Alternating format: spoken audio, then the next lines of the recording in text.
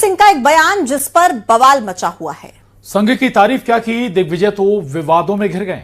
Congress party के नेता उन पर हमलावर हैं और उधर राहुल गांधी ने भी दिग्विजय के बयान पर नाराजगी जाहिर की है। इधर बीजेपी दिग्विजय के बयान पर गदगद है। दरअसल हाल ही में एक पोस्ट कर दिग्विजय सिंह ने संघ और उसके संगठन की जमकर तारीफ की थी, जिस पर सियासी गलियारों में बवाल मचा है।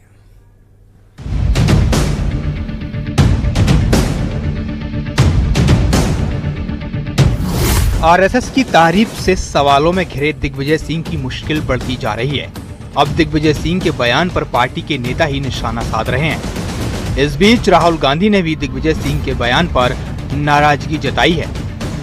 दरअसल दिग्विजय सिंह ने सीडब्ल्यूसी की बैठक से पहले एक पोस्ट किया था, जिसमें उन्होंने आरएसएस के संगठन की तारीफ की थी, जिसके बाद सियासी गलियारों में बहस शुरू हो गई है। तो बहुत दिनों बाद उन्होंने एक अच्छी बात की, इसके लिए मैं भारतीय जनता पार्टी की ओर से उनका स्वागत करता हूं, अभिनंदन करता हूं।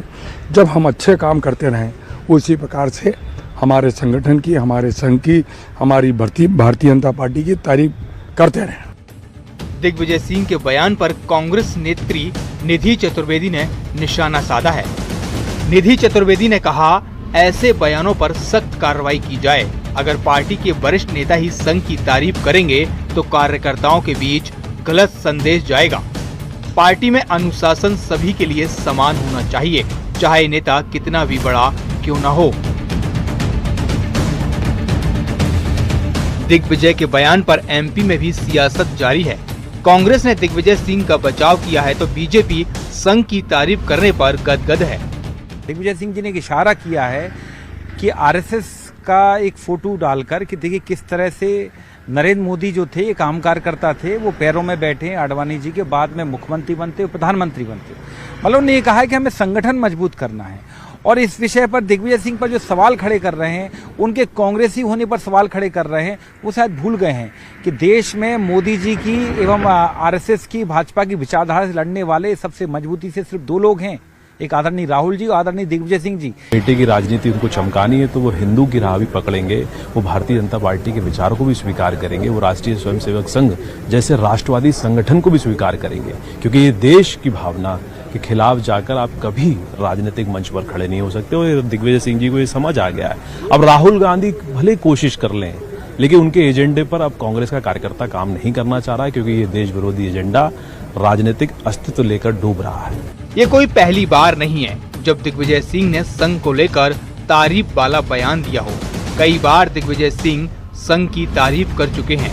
हालांकि दिग्विजय सिंह ने सफाई देते हुए ये भी कहा कि उन्होंने संघ की नहीं बल्कि संगठन की तारीफ की थी, लेकिन सियासी गलियारों में इसे संघ की चर्चा के तौर पर ही देखा जा रहा है।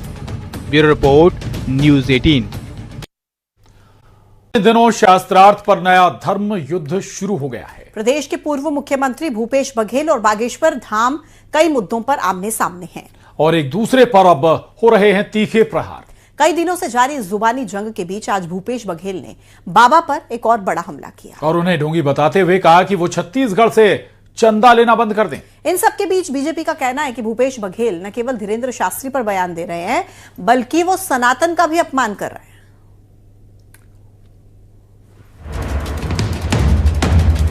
अरे उसका जन्म नहीं हुआ था तब से हम हनुमान चालीसा पढ़ रहे हैं। हिंदू जोड़ना, हनुमान जी की भक्ति का प्रचार करना, तो जिन्हें ये अंधविश्वास लगता हो उन्हें देश छोड़ देना चाहिए।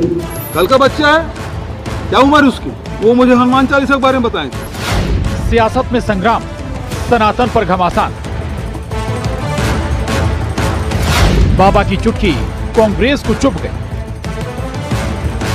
भूपेश ने बताया बाबा को ढोंगी। सनातन पर सियासत जारी रहेगी।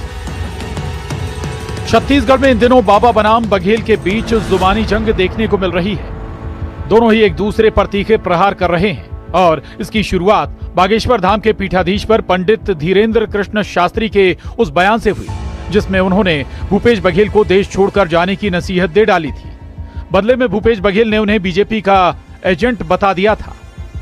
नेताओं के बयानों पर हम जवाब नहीं देते क्योंकि हम नेता नहीं हैं, पर फिर भी हम एक बात जरूर कहना चाहेंगे कि हिंदू जोड़ना, हनुमान जी की भक्ति का प्रचार करना, राष्ट्रवाद के प्रति जगाना यदि अंधविश्वास है तो जिन्हें ये अंधविश्वास लगता है उन्हें देश छोड़ देना चाहिए। अब वर्तमान में तो छत्तीसगढ़ का हिंदू जगने लगा है। उनका धंधा है, भारतीय जनता पार्टी की एजेंट के रूप में काम करते हैं, उसके अलावा और है क्या उसका? चुनौती देता हूं, छत्तीसगढ़ में हमारे इतने महापुरुष हैं, इतने दर्शन शास्त्री हैं, आध्यात्मिक क्षेत्र में काम करने वाले हैं, धार्मिक क्षेत्र में काम करने, किसी भी हमारे जो साधु संत हैं मठ में बैठे हैं, है ना, उनसे शास्त्रार्थ कर ले, मेरी चुनौती है। ये विवाद अभी थमा नहीं था कि भूपेश बघेल ने एक और बयान देकर इस जुबानी महाभारत को फिर शुरू कर दिया। एक बार फिर जहां भूपेश बघेल ने बाबा बागेश्वर को शास्त्रार्थ करने की चुनौती दी, तो वहीं सवाल पूछा कि वो छत्तीसगढ़ से चंदा लेना क्यों बंद नहीं करते। मैं तो बोला कि हमारे छत्तीसगढ़ के बहुत सारे साधु संत हैं, है ना, जो धर्म में अध्यात्म में बड़े दखल रखते हैं, उनसे शास्त्रार्थ कर ले।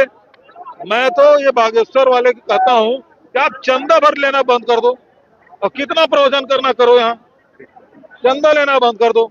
चाहे वो प्रदीप मिश्रा हो, चाहे इसका क्या नाम है धीरेन्द्र शास्त्री, ये चंदा लेना भर बंद कर दे। कितना ले जाते हैं छत्तीसगढ़ से, हर महीना आते हैं। भूपेश बघेल के इस बयान के बाद सियासी बयानबाजी भी तेज हो गई है और मामले में एक बार फिर कांग्रेस बीजेपी आमने सामने। देखिए, आज कांग्रेस का शासन नहीं है कि जांच के समय अपने पार्टी के लोगों और पार्टी से समर्थित लोगों की फाइलों को दबा दिया जाए। निश्चित रूप से जिस पर भी इस प्रकार के दोष सिद्ध होंगे उनके पर कार्रवाई होगी। ठीक है, कोई बाबा छत्तीसगढ़ आए, हमें कोई आपत्ति नहीं है, लेकिन क्या सरकारी जहाज से जनता की गाड़ी कमाई का पैसा, सरकारी जहाज से बाबाओं को आने और ले जाने का ठेका इस सरकार ने दे रखा है क्या? आखिर सरकारी जहाज से क्यों लाया गया? मंत्री को सतना क्यों भेजा गया? किसके लिए भेजा गया? पहले सरकार इसको तो जवाब दे। दुर्ग के भिलाई में बाबा बागेश्वर के हनुमंत कथा का धार्मिक से ज्यादा सियासी असर पड़ रहा है। बाबा बागेश्वर पूर्व सीएम भूपेश बघेल पर निशाना साध रहे हैं, तो भूपेश बघेल भी उन पर लगातार पलटवार कर रहे हैं। देखना होगा कि फिलहाल वार पलटवार का ये दौर कब तक जारी रहेगा। Bureau report, news 18। स्वागत है, आप देख रहे हैं खबर असरदार। मैं हूं आपके साथ पूजा सचदेवा। और खबर असरदार में आज सबसे पहले बात पश्चिम बंगाल की। बीजेपी को रोकने का दम भर रही पश्चिम बंगाल की मुख्यमंत्री ममता बनर्जी ने सिलीगुड़ी में महाकाल मंदिर बनवाने का ऐलान किया है। इससे पहले उन्होंने दीघा में जगन्नाथ मंदिर बनवाने का ऐलान किया था। ममता बनर्जी ने जिस तरह से धार्मिक और सांस्कृतिक एजेंडे को धार दी है, वो टीएमसी की बदलती रणनीति का सबसे बड़ा सबूत है।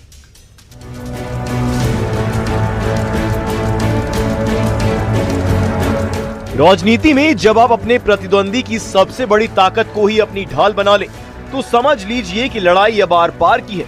पश्चिम बंगाल की मुख्यमंत्री ममता बनर्जी ठीक यही कर रही हैं। पश्चिम बंगाल की राजनीति में जय श्री राम के नारे से कभी इरिटेट होने वाली ममता बनर्जी अब खुद महाकाल की शरण में है। मुख्यमंत्री ने ऐलान किया है कि जनवरी के दूसरे हफ्ते में वो सिलीगुड़ी में महाकाल मंदिर की नींव रखेंगी।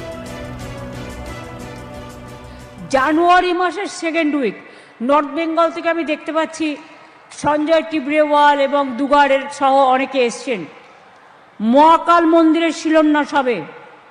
জমি কিন্তু আমি দেখে নিয়েছি, রেডি করে দিয়েছি। পুজোর দিনও আমি মনে মনে ঠিক করে নিয়েছি। ট্রাস্টের একটা মিটিং করে বাদবাকিটা আপনাদের কাজটা করতে হবে, যেটা হচ্ছে আর্কিটেকচারটা। इस फैसले को समझने के लिए बंगाल का नक्शा देखना होगा। सिलीगुड़ी उत्तर बंगाल का प्रवेश द्वार है। ये वो इलाका है जहां पिछले लोकसभा और विधानसभा में बीजेपी ने टीएमसी का सूपड़ा साफ किया था। उत्तर बंगाल में बीजेपी की पकड़ बेहद मजबूत है और इसकी कड़ी वजह आदिवासी और गोरखा समुदाय के साथ साथ हिंदू वोट बैंक का एकीकरण है। फिर सुनिए क्या कुछ कहा ममता बनर्जी ने महाकाल मंदिर को लेकर। টাকাও জোগাড় হয়ে গেছে, আমি বাজে কথা কম বলি। এই যে দুর্গা মন্দিরের ট্রাস্ট ইতিমধ্যেই যা টাকা জমা পড়েছে তাতে আমার মায়ের মূর্তির দাম উঠে গেছে। दीघा में पहले से बन रहा जगन्नाथ मंदिर और अब उत्तर बंगाल में महाकाल मंदिर, ये कड़ियां बताती हैं कि ममता बनर्जी अब बीजेपी को हिंदुत्व के मुद्दे पर वॉकओवर देने के मूड में बिल्कुल नहीं है। ये सिर्फ आस्था का मामला नहीं है, बल्कि 2026 के विधानसभा चुनाव से पहले बीजेपी की पिच पर जाकर बैटिंग करने का एक सोचा समझा मास्टर स्ट्रोक है। Bureau report, news 18।